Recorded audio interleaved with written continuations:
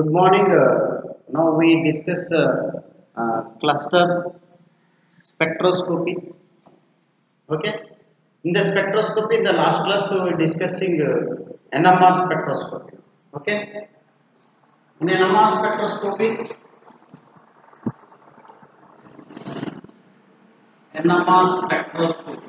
Unit 1.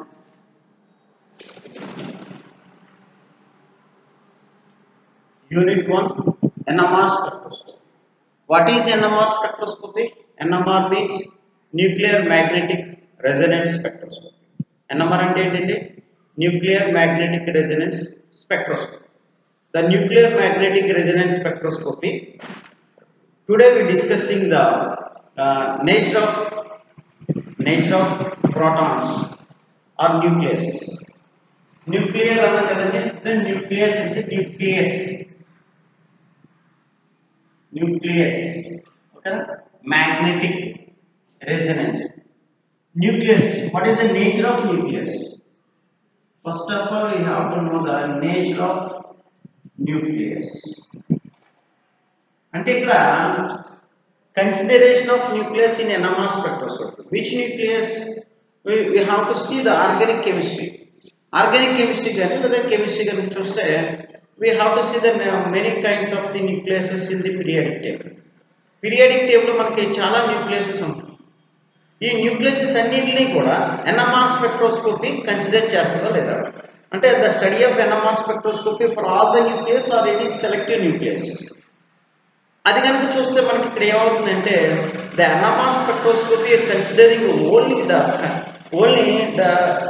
selective nucleuses only. Okay. The NMR spectroscopy studies only the selective nucleuses, which nucleuses possessing the rules. అంటే ఆ nucleases ఏం చేయాలండి, కొన్ని రకాలైన క్యారెక్టరిస్టిక్స్ని కలిగి ఉండాలి.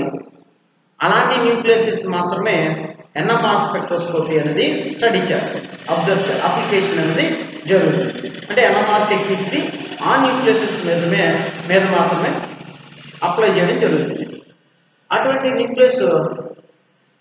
ఆ న్యూక్లియసెస్ ఏంటి, ఆ న్యూక్లియసెస్ కున్న కావాల్సినటువంటి క్యారెక్టరిస్టిక్స్ ఏంటనేది మనం ఇప్పుడు చూద్దాం. ఓకేనా. So first of all the consideration of nucleases. Consideration of nucleuses in NMR spectroscopy. NMR spectroscopy nucleuses consideration చేయాలంటే what type of the characteristics it has, దానికి ఏ రకమైన క్యారెక్టరిస్టిక్స్ ఉండాలి. ఫస్ట్ ఏమంటారంటే it is a magnetically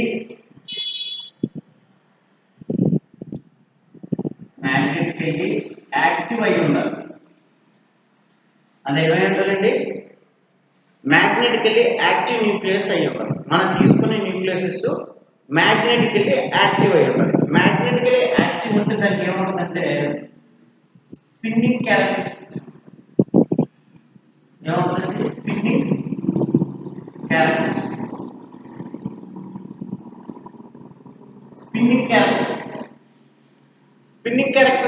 magnetically active అంటే you can consider the nucleuses like that. ఇది ఒక nucleases. ఈ nucleases కి మ్యాగ్నెటికల్ యాక్టివ్ అంటే నార్త్ సౌత్ పోల్. ఇది న్యూక్లియస్. ఈ న్యూక్లియసెస్ ఎలా ఉంటుంది అంటే మ్యాగ్నెటికల్ యాక్టివ్ అంటే మ్యాగ్నెటిక్ ఫీల్డ్స్ ఎంత కొంత చూపించండి. The net magnetic field of the nucleus is shows some. Magnetic field ఎలా చూపిస్తుంది అని కనుక మనం అనుకుంటే ఇందులో ఉన్న electrons circulate around the body. ఓకేనా. అంటే మనం న్యూక్లియస్ కనుక తీసుకుంటే ఆ న్యూక్లియస్ లో ఉన్న ఎలక్ట్రాన్స్, ప్రోటాన్స్, న్యూట్రాన్స్ ఉంటాయి కదండి. ఈ ఎలక్ట్రాన్స్ అనేవి ఏమవుతాయి అంటే సర్క్యులేట్ అరౌండ్ ది బాడీ, అంటే దాని అక్షరాల చుట్టూ అంటే బాడీ చుట్టూ సర్క్యులేట్ అవుతుంది. The circulation of electrons around the nucleases it can generate the magnetic field. అప్పుడు అది ఏం చేస్తుందంటే మ్యాగ్నెటిక్ ఫీల్డ్ ని జనరేట్ చేస్తుంది. ఓకేనా? The circulation of electrons around the nucleus it can generate the magnetic field. ఆ మ్యాగ్నెటిక్ ఫీల్డ్ నే induced magnetic field అంటారు. ఏమంటారండి?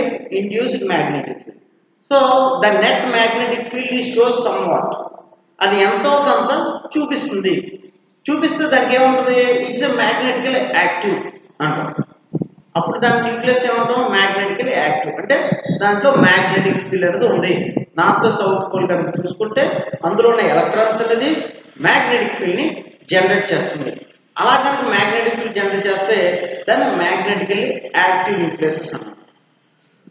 మ్యాగ్నెటికల్లీ యాక్టివ్ న్యూక్లియస్ ఏముంటుందంటే స్పిన్నింగ్ క్యారెక్టర్ ఉంటుంది. What is the spinning? Spin అంటే తిరగడం. స్పిన్నింగ్ క్యారెక్టర్ అంటే ఫర్ సపోజ్ ఇక్కడ ఒక చాక్ పీస్ ఉంది. So here this is one chalk piece. ఇప్పుడు ఇది మనం న్యూక్లియస్ అనుకున్నాం. ఈ న్యూక్లియస్ ఇలా తిరుగుతుంది, ఇలాగా తన చుట్టూ తను తిరుగుతూ ఉంటుంది, ఇలాగ సర్క్యులేట్ అవుతుంది కదండి. ఇలా సర్క్యులేట్ అవుతున్నప్పుడు అది ఏమవుతుంది అంటే దాన్ని స్పిన్నింగ్ క్యారెక్టర్ అంటారు. ఇది సర్క్యులేట్ అవుతే ఏం చేస్తుందంటే ఫర్ సపోజ్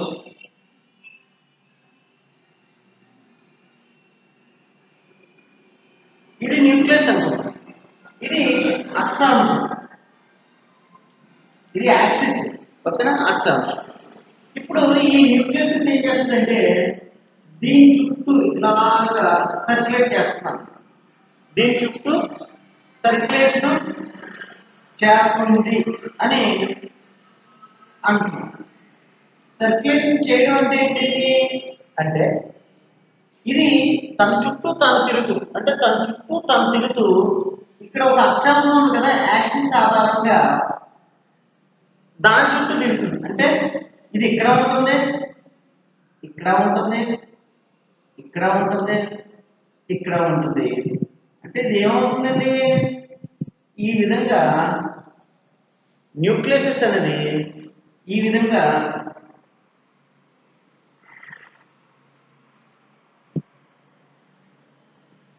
న్యూక్లియసెస్ అనేది ఏమవుతుంది?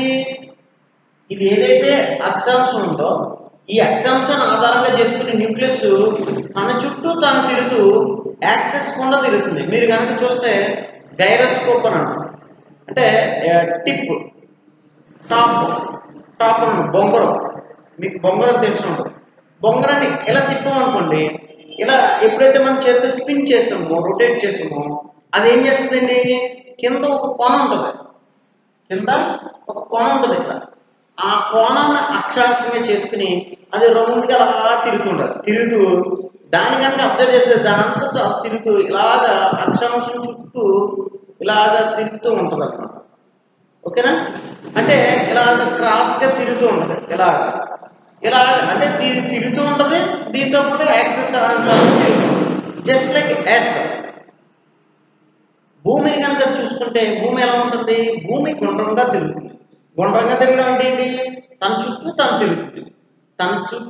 తిరుగుతూ సన్ చుట్టూ తిరుగుతుంది. సన్ సెంటర్ చేసుకుని సూర్యుడిని సెంటర్ చేసుకుని సూర్యుని చుట్టూ తిరుగుతుంది. ఓకేనా? సో కాబట్టి earth is a spinning body.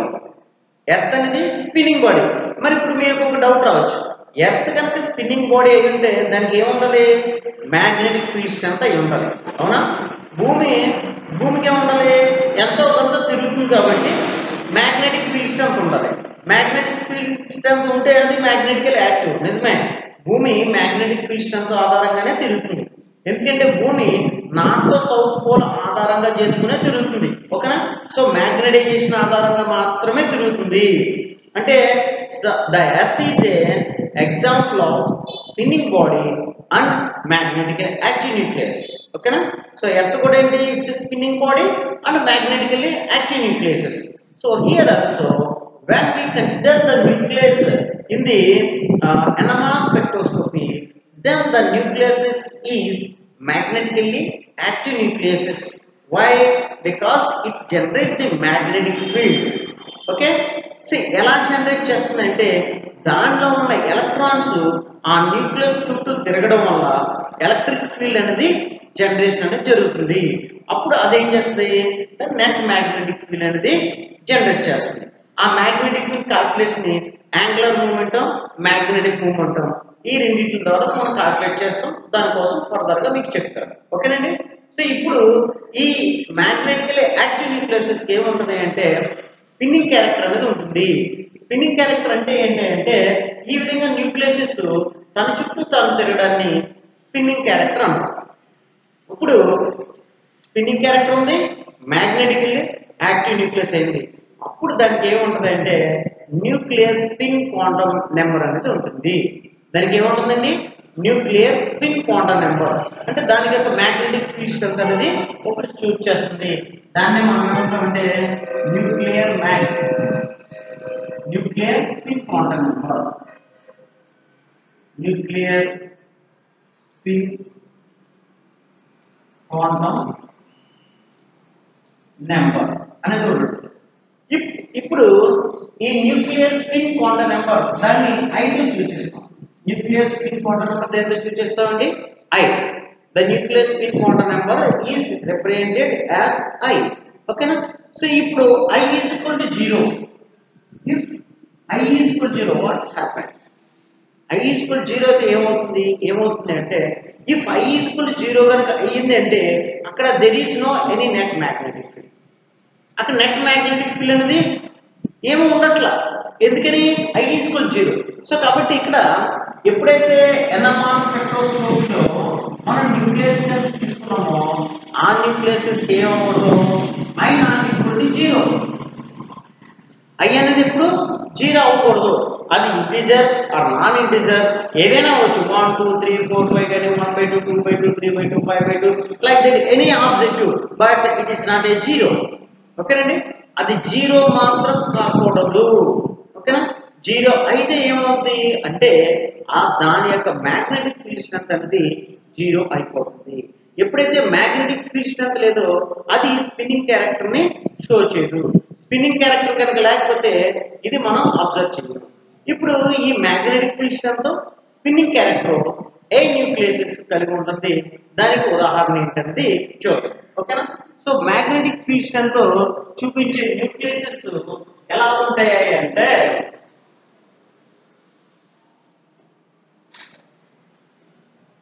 Magnetic field strength అలాగే న్యూక్లియర్ స్పిన్ క్వాంటమ్ నెంబర్ ఉన్నాయి. ఎలా ఉంటాయంటే ఫర్ సపోజ్ కార్బన్ చూద్దాం. కార్బన్ ఓకేనా. So this is the carbon.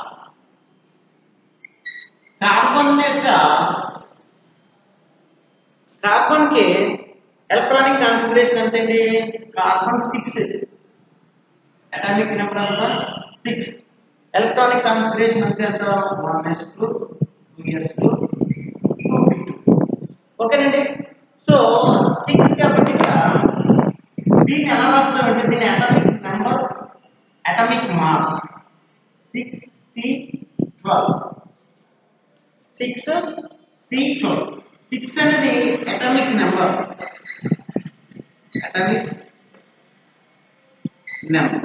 What is that called? Atomic mass. So here the representation of atomic number, atomic mass at the C.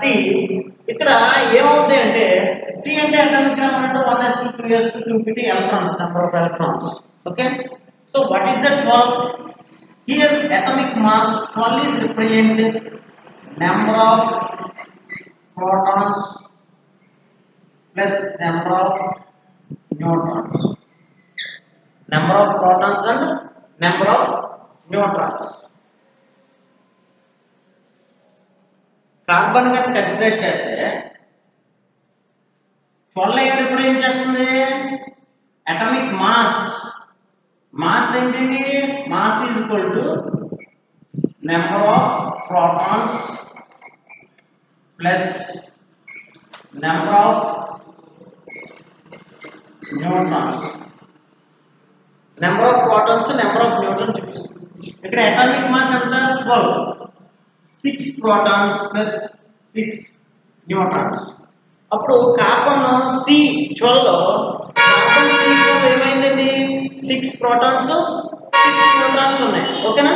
So 6 protons 6 neutron ఉన్నప్పుడు protons neutrons కి electrons వల్లే spin states అనేది ఉంటుంది. Spin states 1/2 -1/2 +1/2 -1/2. So according to spin states of this one the net magnetic field is 0. Cancellation అనేది అవుతుంది. Magnetic field ఏమవుతుందండి అంటే even number of protons even number of neutrons కనుకైతే దాని యొక్క స్పిన్ నెంబర్ అనేది అవుతుందంటే క్యాన్సిలేషన్ అనేది జరిగి 0 అవుతుంది. మరి ఇప్పుడు కార్బన్ అనేది ఎప్పుడు యాక్టివ్గా ఉంటుంది అని అంటే కార్బన్ యొక్క ఐసోటోప్ 6C13. కార్బన్ యొక్క ఐసోటోప్ ఏంటంటే 6C13 అంటే C13 అంటే ఏమవుతుంది ఇప్పుడు 6 protons 7 neutrons. So here even number of protons odd number of neutrons అంటే ఈ రెండు కూడా ఒకటి అవ్వట్లా. ఇక్కడ స్పిన్ స్టేట్స్ మ్యూచువల్ క్యాన్సిలేషన్ అనేది అవ్వటం లేదు. ఇక్కడ స్పిన్ స్టేట్స్ అనేది మ్యూచువల్ క్యాన్సిలేషన్ అవ్వట్లేదు. అప్పుడు దాని యొక్క నెంబర్ ఏమవుతుంది నాట్ ఈక్వల్ టు 0 1/2. దాని నెట్ మ్యాగ్నెటిక్ ఫీల్డ్ ఎంత అవుతుందండి నాట్ ఈక్వల్ టు 0 1/2. అంటే ఇక్కడ ఈ న్యూక్లియస్ ఏం చేస్తుంది అంటే మ్యాగ్నెటిక్ ఫీల్డ్ స్ట్రెంత్ ని చూపిస్తుంది. It's a మ్యాగ్నెటికల్లీ active nucleus. ఇక్కడ అనొచ్చు మీరు అనుకోవచ్చు కార్బన్ కదా రెండు ఉన్నది మరి ఒక కార్బన్ C12 అవ్వట్లేదు C13 ఎలా అవుతుంది అంటే చూడండి మీకు ఐసోటోప్స్ అని అంటాం. ఐసోటోప్స్ అంటే ఏంటి అంటే మనకి నేచర్లో ప్రతిదీ కూడా రెండు రకాలుగా లభిస్తుంది. ఒకటి లోయర్ ఐసోటోప్ ఇంకోటి హైయర్ ఐసోటోప్. ఓకేనా అంటే లోయర్ ఐసోటోప్ తక్కువ భారం గల ఐసోటోప్ ఎక్కువ భారం గల ఐసోటోప్స్. ఇప్పుడు కార్బన్ కూడా రెండు isotope C12 isotope C13 isotope. But C12 అనేది ఎక్కువగా మనకి లభిస్తుంది అంటే 98% మనకి C12 98.5% C12 కనుక లభిస్తే అంటే ఒక 100 కార్బన్ ఆటమ్స్ కనుక తీసుకుంటే అందులో 98.5 ఎన్ని ఉంటాయి C12 న్యూక్లియసెస్ ఉంటాయి. బట్ రిమైనింగ్ 1.5 ఉంటాయి అంటే C13 న్యూక్లియసెస్ ఉంటాయి. ఓకేనా సో ఇది C13 న్యూక్లియసెస్ కనుక చూసుకుంటే carbon is active. So therefore the C13 nucleus is magnetically active nucleus. Okay అలాగే ప్రోటాన్ H1 ప్రోటాన్ అంటే ఏంటి 1. సో therefore H1 అంటే 1 ప్రోటాన్ 0 న్యూట్రాన్స్. సో ఇక్కడ కూడా మనకి ప్రోటాన్ ఆడ్ నెంబర్ కనుక వచ్చింది కాబట్టి odd number is shows the magnetic field strength. ఓకేనా సో ఇక్కడ అంటే even plus even number of protons even number of neutrons రెండు కనుకైతే మ్యాగ్నెటిక్ ఫీల్డ్ ఏమవుతుంది 0 అవుతుంది. అలాగే even number of protons plus odd number of neutrons is not equal to 0. అలాగే odd number of protons plus odd number of neutrons not equal to 0. అలాగే odd number of proton plus even number of neutrons not equal to 0. So ఈ condition లో మనకి nucleases కనుక చూసుకుంటే మ్యాగ్నెటికల్లీ active or inactive అన్నాం. For suppose ఇక్కడ even అంటే మనకి ఏముంది C12 అనేది వచ్చింది. ఓకేనా even number of protons even number of neutrons అంటే C12. అలాగే ఈవెన్ అంటే C12 6 protons 6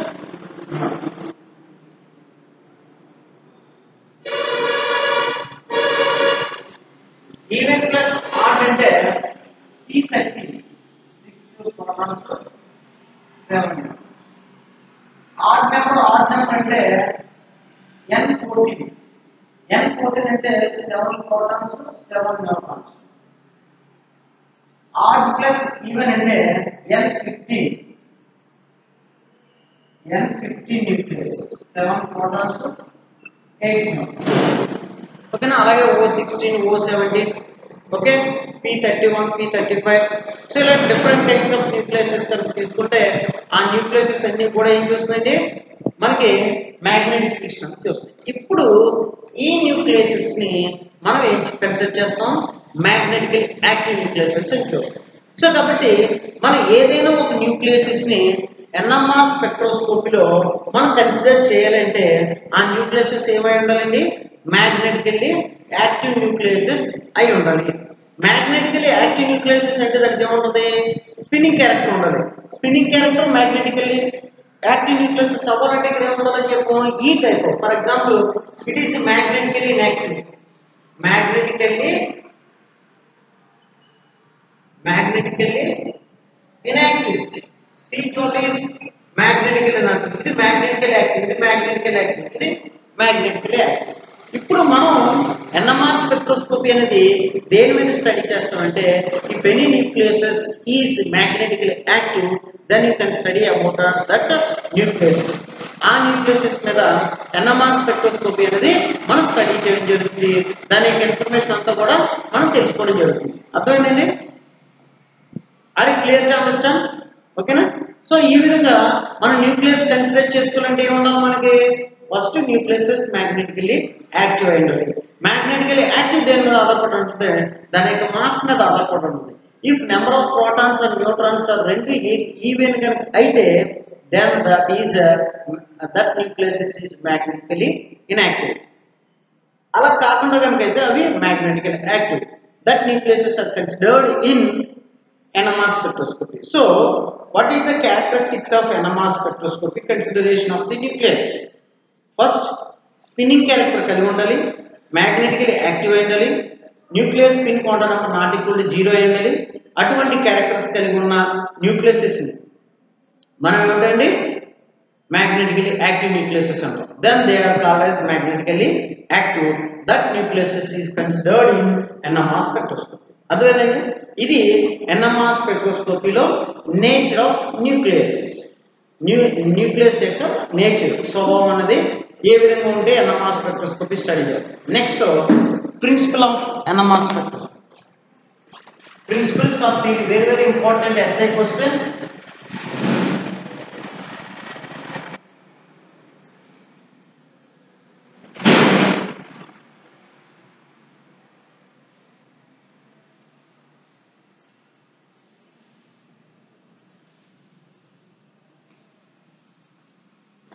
Principle or theory of NMR spectroscopy.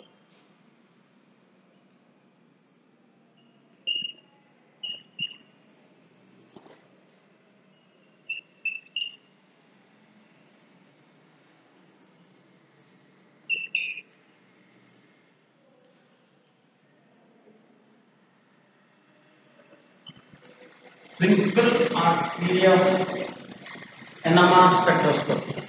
Okay. So what is the principle of theory? అంటే ఇక్కడ రెండు ఉన్నాయి. ఒకటి అంటే క్వాంటమ్ అప్రోచ్ అని చెప్పాను, క్వాంటమ్ అప్రోచ్. ఇంకోటి క్లాసికల్ అప్రోచ్. ఒకటి క్వాంటమ్ అప్రోచ్, ఇంకోటి classical approach. First of all we discuss about quantum approach. ఒకటి క్వాంటమ్ అప్రోచ్, ఇంకోటి క్లాసికల్ అప్రోచ్. ఫస్ట్ మనం క్వాంటమ్ అప్రోచ్ అంటే ఏంటో, what is the quantum approach? Quantum approach అంటే ఏంటి అంటే ఇక్కడ quantum approach, in quantum approach the nucleuses are considered as quantized energy levels. ఇక్కడ ఏం తీసుకున్నామంటే న్యూక్లియసెస్ ని considered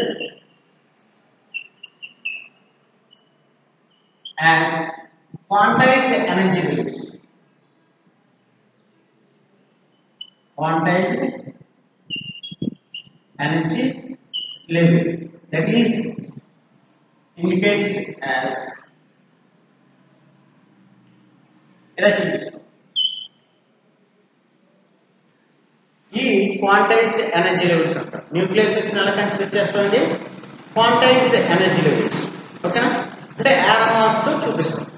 ఇప్పుడు ఈ క్వాంటైజ్డ్ ఎనర్జీ లెవెల్స్ కనుక మనం కన్సిడర్ చేస్తే what is the principle or involve? Principle ఇక్కడ ఏం ఇన్వాల్వ్ అవుతుంది? ఓకేనా?